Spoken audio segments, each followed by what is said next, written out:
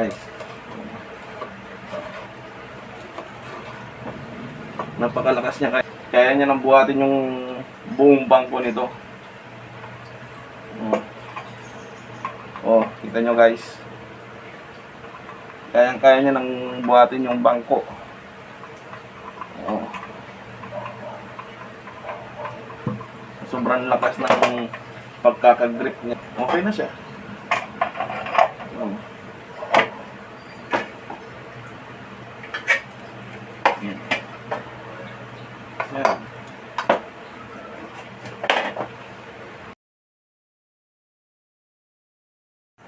Simulan na natin ang pagkagawa guys. Yan, yung C-Par lens ako, nabili ko yan sa junk shop. Tapos yung ibang bakal, ningi ko lang sa mga kapitbahay. Ayan. Ang ganda ng pagkakasukat niya, almost 12 inches. Tama-tama doon sa plano ko. Nabili ko na siyang ganyan, 12 inches. Halos. Yan. Hindi ko na siya binawasan para yan na siya. Ganyan na ideal na nasa isip ko. Hindi ko na siya binawasan. Ayan, gagawan lang natin siya ng plano para dire-diretso yung gawa. Para makita na natin yung itsura na kakalabasan. Ayan. Oops. Kailangan natin ng safety. Siyempre, kailangan natin ng gloves. Salamin. Salamin nga sa motor yan eh. Wala akong salamin na pang welding o pang ano. Tsaka face mask. Yan, safety first muna tayo guys. Yan, para pagka gumagawa tayo, yung mga talsik ng mga bakal, mga particles na natatanggal, hindi tatalsik sa mata natin at hindi natin nalalanghap yung amoy. So, face mask tsaka ng salamin. Yan, dahan-dahan lang sa paggamit ng mga tools. Kasi pag ikaw nagkamali, ospital abutin mo.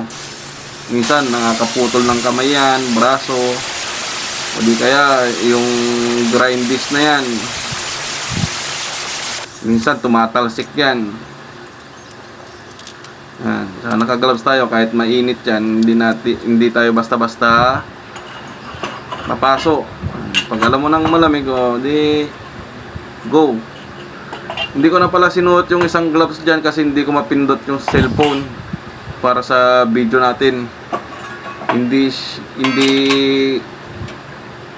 mag-play pag hindi ko tinanggal yung gloves na isa.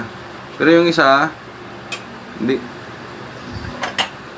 Okay na yan dyan. Yung isa lang naman pampindot natin sa cellphone. Grabe naman yung dalawa. Awas yan. Yung angle bar na ginrain natin, lalagay natin dyan at hahatiin natin sa dalawa yan. Kabilaan kasi yan. Tapos yan, tubular para sa dulo. Paglalagyan ng hydraulic, mini hydraulic. Nabili natin sa online. Ayan, naputol ko na siya. Ganyan ang itsura niya. Ayan. Dahil manipis yung angle bar, papalitan natin. Ayan, ito yung hiningi ko sa kapitbahay. Nakadikit. Kailangan natin yung angle bar dyan kasi mas makapal. Manipis kasi yung isa. Yun. Tatanggalin lang natin sa tubo. Yan. Inline ko lang siya. Hindi ko na pinakita para medyo mapabilis yung video natin. At sobrang tagal. Kinat ko na lang. Ayan o. Tingnan nyo guys. Mas makapal yung isa kaysa dun sa nauna. Kailangan natin ng dalawa niyan. So, isa pa. Gagrind pa natin yung isa. Yan, tatapat mo lang yan para pareha sila ng sukat. Saka mo siya guhitan. And then, grind mo na.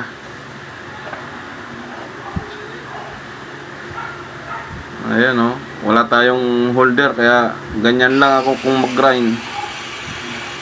Kaya gagawa na tayo ngayon.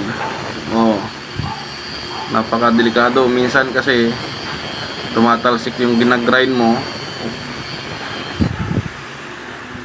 Baka kung saan pa tumama. Mahirap na.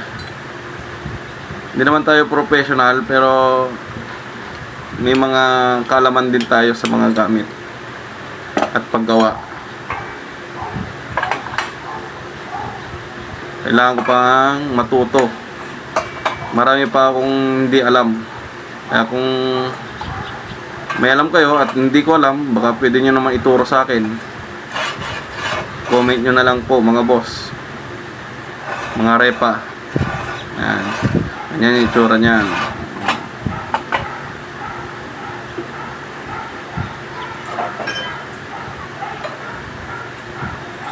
Yan yung magtutulak doon. Yung isa nakapix, yung isa hindi siya nakapix. Para nag-open close siya. Tapos yan, ring, saka plain na bakal. Tapos yan yung manipis na angle bar kanina, magagamit pa rin natin pala paglalagyan ng handle. Ginamitan ko lang siya ng magnet para hindi siya galaw-galaw. May ispatan konti. At saka mo siya tanggalin. Kasi pag hindi mo siya tinanggal, nasusunog yung magnet. Ayan. So, lagay mo yung handle.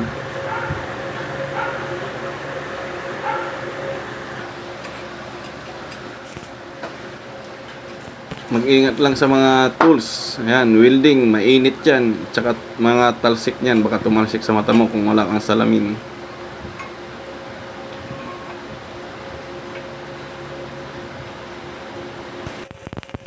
Hindi pala ito sponsored mga boss, mga repa.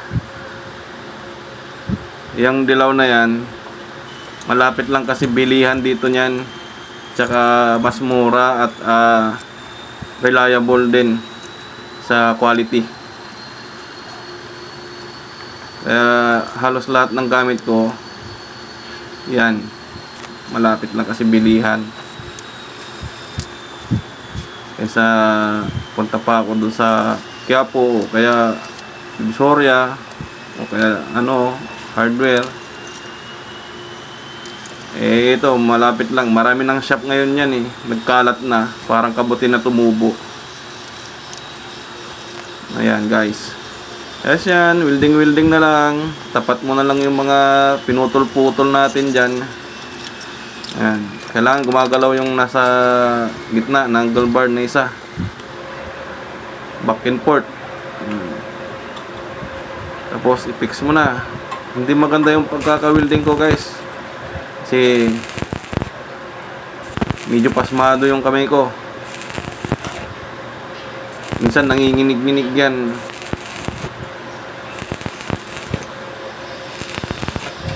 Kaya kung saan-saan tumatama ang pag-welding. Baguhan lang ako sa pag-welding. Hindi ko siya araw-araw ginagawa.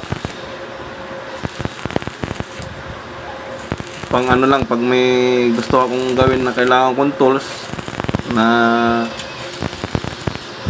pwede ko namang gawin, yan, ako na lang gagawa. Sponsored pala ng kapatid ko yan, welding machine na yan. Siya ang bumili niyan. Ay, siya nagbayad, ako ang bumili. Salamat sa iyo kapatid. Shout out kay Jeric.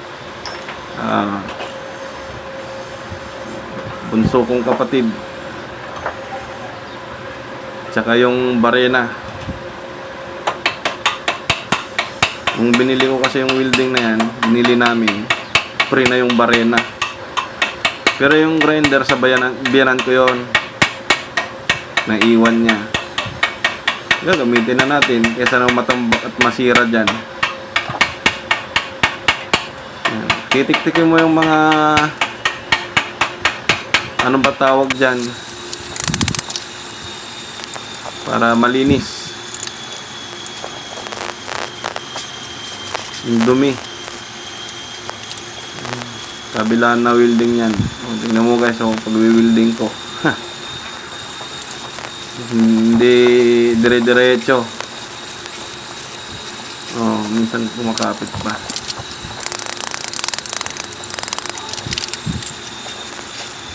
Yan, tik tik tik tik. Nakikita mo sa mga magwi-welding talaga yan. Yung tik tik tik. Tinatanggal nila yung hindi dapat.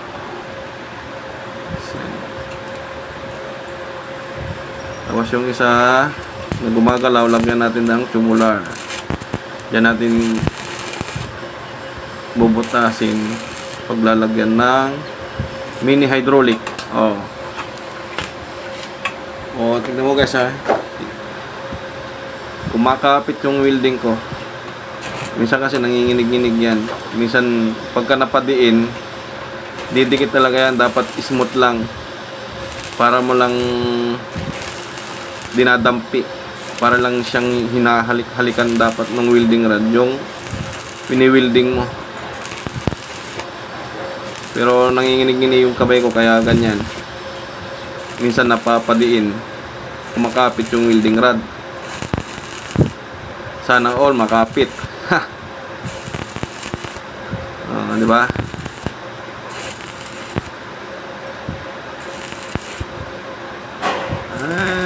Tsaga-tsaga lang matatapos din yan.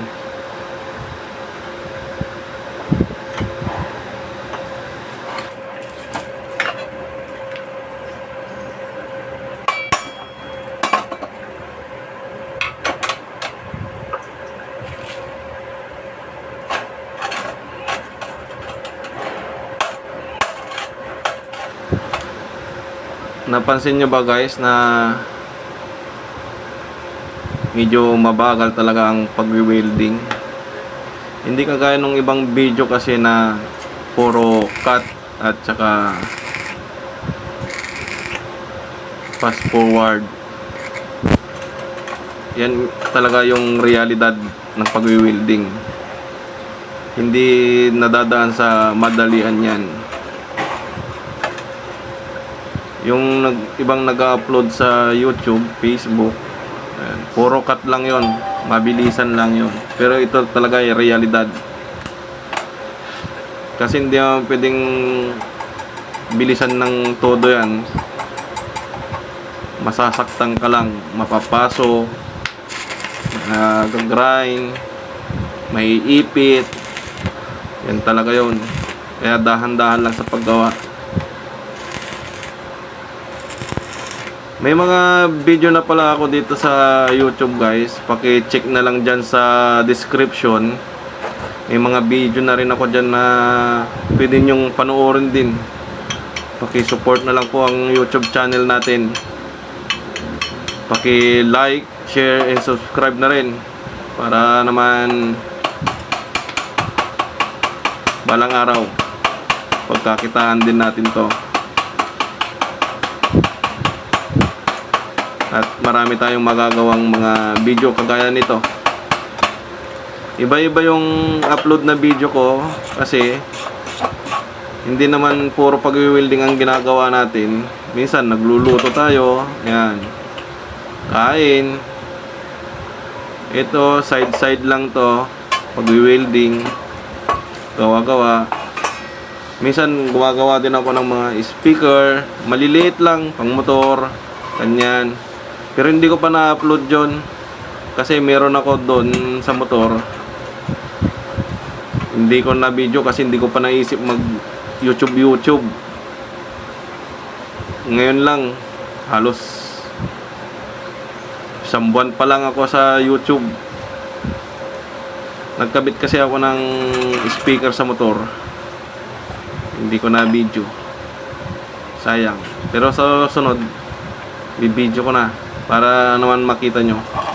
DIY lang yun sa PVC yung speaker. Yan guys. Salamat. Yan, bubutasin lang natin yung tubular paglalagyan ng mini hydraulic. Yan. Barena. Barena mo. Mag-ingat ka lang sa paggawa. Yan. Yang puncher din na yan, ginawa ko din yan at may video ako dyan. Pakicheck na lang dyan sa description. May mga title naman po yan. Makikita nyo kaagad.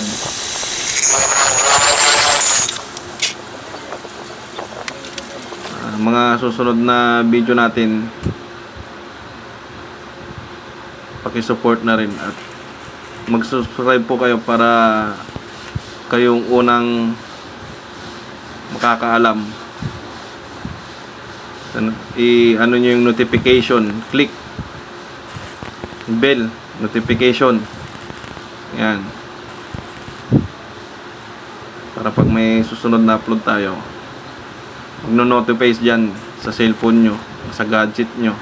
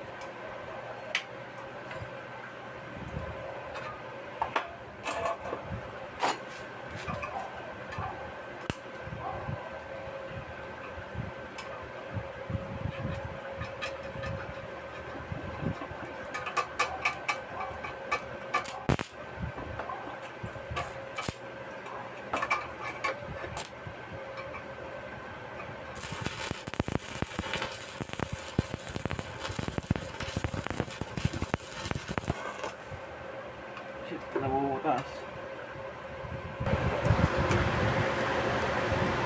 Kung napansin nyo guys na may mali dyan sa mga ginagawa natin, pwede kayong mag-comment at para pag nabasa ko, babaguhin natin mga hindi maganda at para maayos. Pwede kayong mag-comment. Welcome po kayo para matuto din ako. Marami pa akong hindi alam. Actually hindi ko talaga araw-araw ginagawa to. Tuwing may gagawin lang ako, tsaka lang tayo makakapag-upload ng video.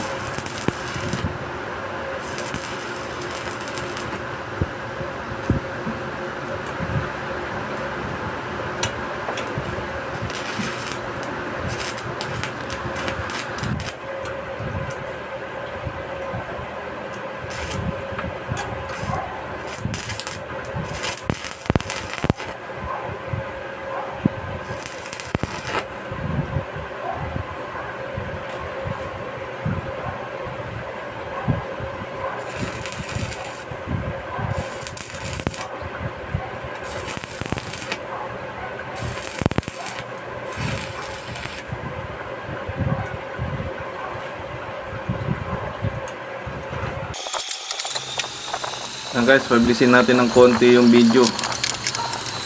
Baka kasi naiinip na kayo. Pero malapit na rin naman matapos to. Please like, share, and subscribe na rin para sa video natin.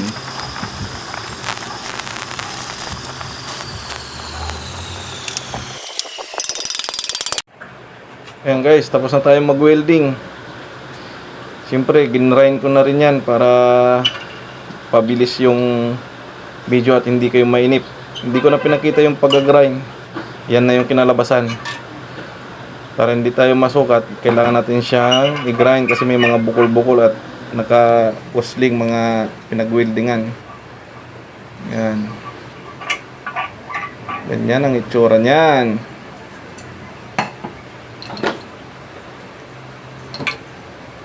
Ayan, ilalagay mo yung rod na yan doon sa may butas sa gitna. Tsaka mo susuot doon sa may lagayan niya. Saka natin lalagay yung hydraulic.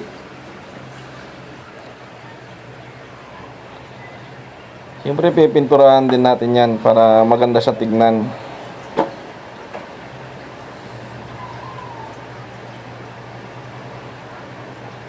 Ayan yung sample niya. Oh.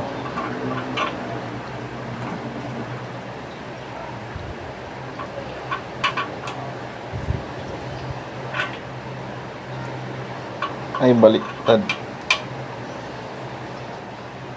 Ayan. Goods na, goods.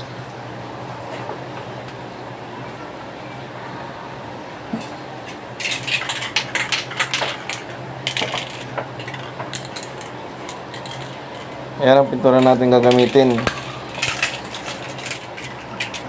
Glossy black.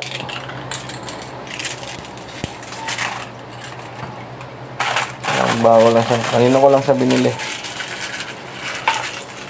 Bago ako magsimula gumawa. Para dire-diretso yung trabaho natin. Ang pag-aalog niyan, paikot-ikot lang.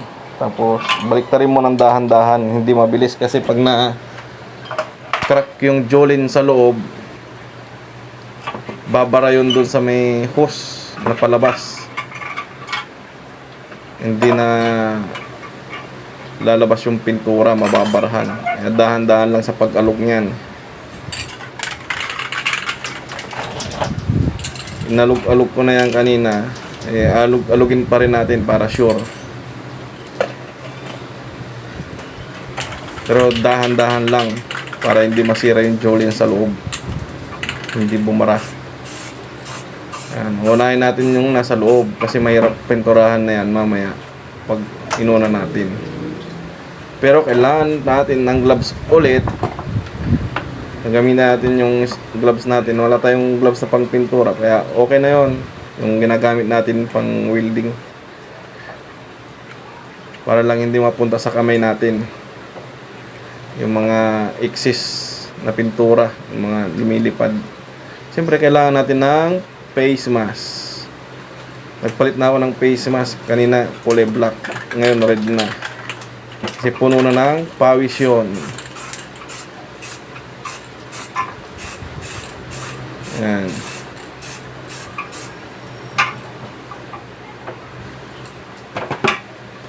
Kailangan natin ng face mask para hindi natin nalalanghap yung mga amoy ng pintura. Baka naman tayo magkasakit ng hika. Mahirap na. Ayan. Pinturahan mo lang. First coating. Quick. Dry naman yan eh.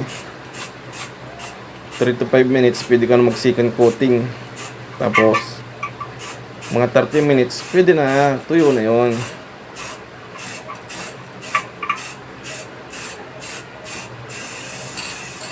Pwede mo na ilagay, buuin pagkatapos. Yung magandang pintura ngayon, hindi na kailangan ng air pressure. Spray ka na lang ng ganyan, nakalata. Tsaka wala tayong air pressure.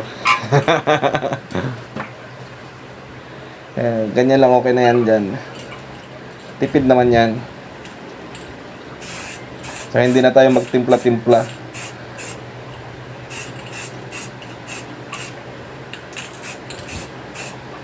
Kasi siya na, hindi na nakita yung pagpipintura natin. Inangat ko kasi para dun sa pinakadulo niya. Mabugahan natin ng pintura. Yun, yung pinakailalim.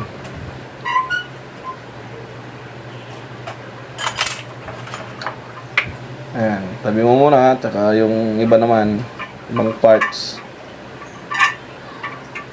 Isa-isa lang. Huwag mo pagsabay-sabayin. Marami ka.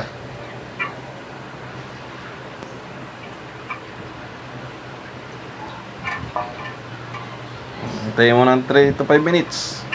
Pagka dinampian mo ng daliri at hindi na dumidikit, pwede na second coating. Check mo na lang yung hindi mo pa na bugahan. Para dire-diretso. Ayan. Kailangan mo din bugahan yung nasa loob para iwas kalawang. Diyan sa tubo.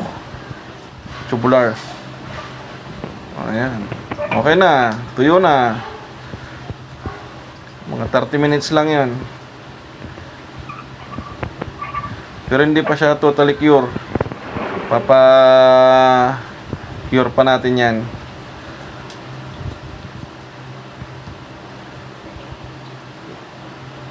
Pero pwede nang galawin yan. Hindi na dumikit sa daliri ko eh. Ngari pa, tapos na.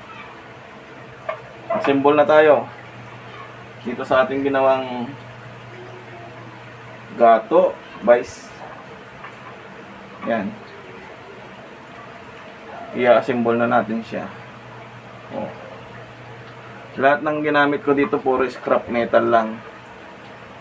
Mga tira-tira doon sa mga gumagawa. Hiningi ko. Yung iba binili ko sa junk shop. Itong St. Marlins. Yan. Yung iba, hiningi ko lang yan. Mga kapitbahay. Mga pagawa. Napapakinabangan pa naman natin. Pero yung hydraulic natin, yan. Binili ko to online. 25 pesos. Ito, dalawa na to.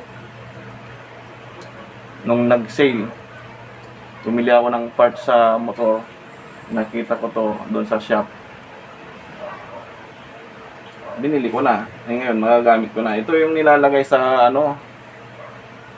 sa may upuan ng motor para pag binaba mo, kusang aangat. Pagka sinusiya mo, yun, aangat na siya, hindi mo na siya aangat ng kamay. Kusa na siyang aangat doon. Ayan. Matigas din to. Ayan. Halos hindi ko ma-press. 100 Newton. Newton ba tawag dyan? Yung lakas ng pag-press niya. Pagtulak. Dalawa sila, bali magiging 200. Napakalakas na nun para dito sa ginawa nating vice. Clamp tawag yan, clamp. Panghawak. Kumbaga sa electronics, may third hand sila. Gumawa tayo din ng third hand para pagka nag-grind o nag-barena tayo ng mga susunod pa nating mga project, hindi na natin kailangan ng tagahawak, tatawag ng kasama. Ito, ilalagay mo na lang dito sa may bangko o kaya sa lamisang matibay. Wala pa kasi ako nun, dito na lang ako sa bangko na ginawa ko. Yan. Kaya sinasabi ko sa inyong bangko. All purpose na bangko to. Kung saan ko na ginagamit yan, kaya meron siya nakalagay na ganyan. Dati, nung wala akong grinder holder, diyan ko nilalagay yung grinder, iniipit ko sa dyan. Yan. Ngayon, nakagawa na ako ng grinder holder. Yan. Nasa link ko yan, nandyan sa description, hanapin nyo dyan. Pininturahan ko lang siya ng itim. Ngayon, sinabay ko na dito. Actually, pambakal nga yung pintura niyan, pero okay lang naman. Ako lang naman yung gumagamit niyan. Ayan. Hindi naman tayo Marte. At least gumanda naman yung kulay niya. Kulay black.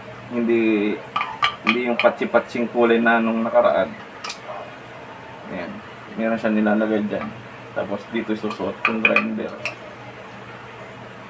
Paki-check nyo na lang dyan sa description ko. Makikita nyo dyan. Panoorin nyo din.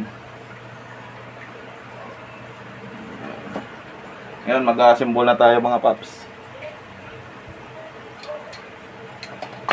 Ayan. Bali, ayan. Dito yan eh. Ayan, ganyan. Ganyan. Tapos ito, hindi ko na pininturahan to. Stainless naman siya. Kailangan lang ng konting liha. Para may ibang kulay naman siya, hindi puro itim. Ayan, lalagay mo siya dyan, oh. Ayan. Yan. Tapos, yan, dyan. Sa may gitna. Susunod natin dyan.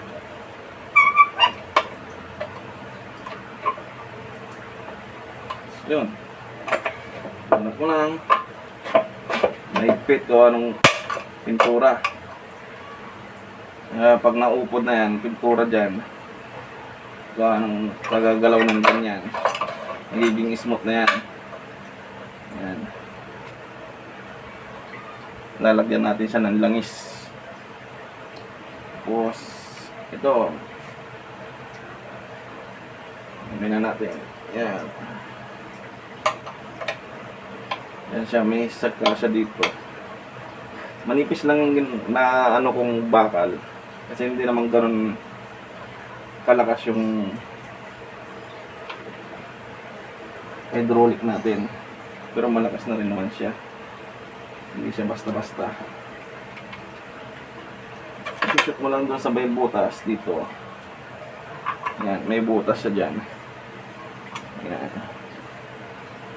Kita nyo ba guys?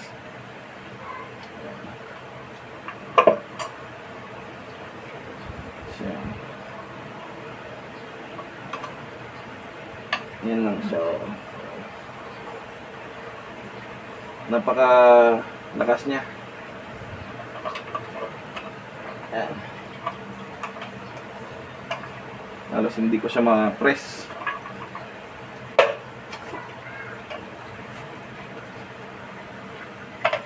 Yun.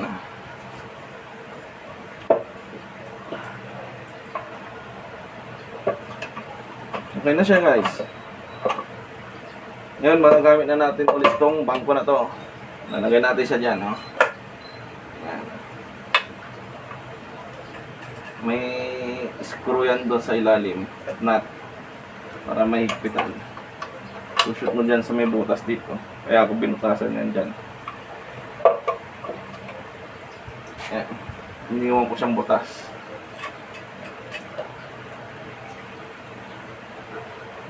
Hindi naman kailangan matibay yung bakal na gagamitin mo.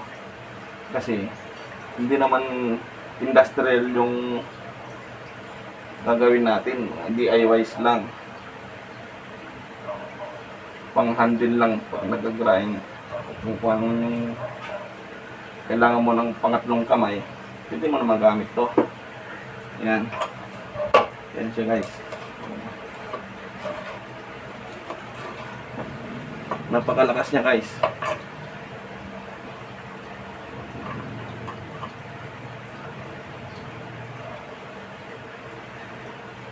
Titesting natin, may mga ano dito, yan.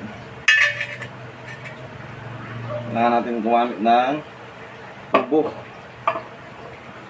Mahirap malakas. Ano siya? Mahirap ihatakin. Sobrang lakas ng dalawang 100 Newton. Ano ba yung tawag dyan sa N na yan? Yan. Yan siya, oh. Kaya guys, oh. Ayan, pag nag-grind ka, yan. Okay, pantay mo dyan, oh. Kaya welding mo dito.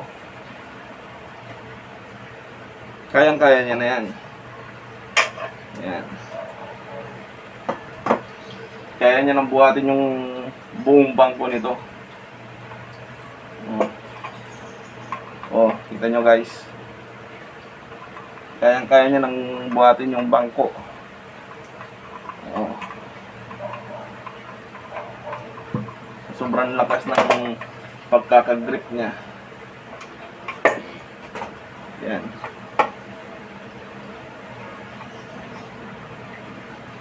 Mahigpit. Higpitan nyo lang tong dito, yung ganito.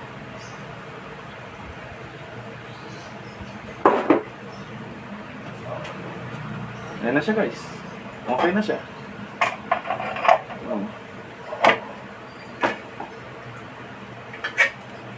Yan. Yan.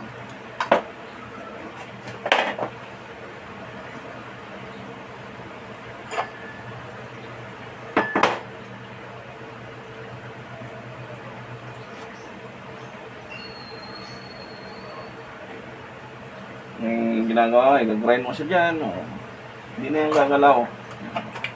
Lagyan lang natin dito ng suporta pa.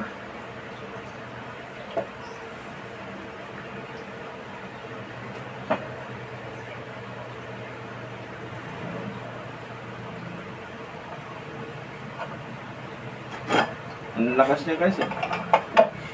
Oh. Oh. Ito naman. Kaya naman niya itong bilog.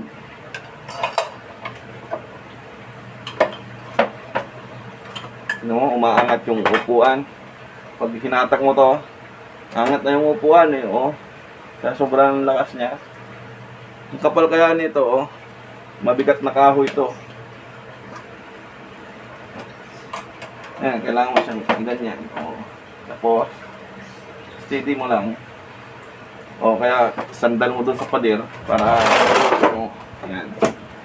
Anuhin mo ng paa. Pwede na yan. Ayan. Ayan, bilog. Kaya yan. O. Grind ka dyan.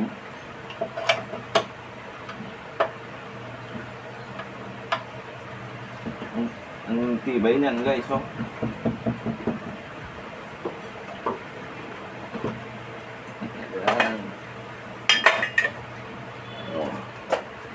Nang mag-welding, dyan, walang kailangan taga-hawak.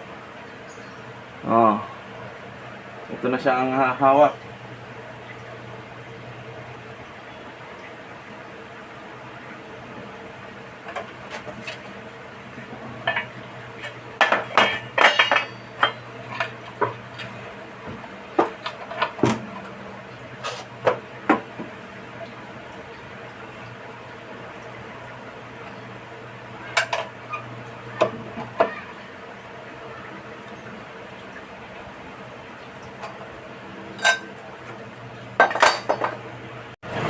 Ngayon, lagyan natin ng langis. Itong gumagalaw na parts. Yan, use oil lang naman to. Sinali ko lang dyan sa lagay. Para smooth siya pag gumalaw. At dito gumagano. Yung dito sa pag-iipon dyan. Yun ang iipit doon sa nangahawa. Yan. Para smooth yung galaw niya.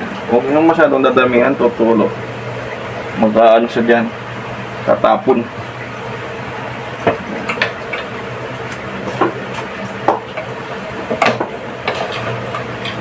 Smooth na siya, guys.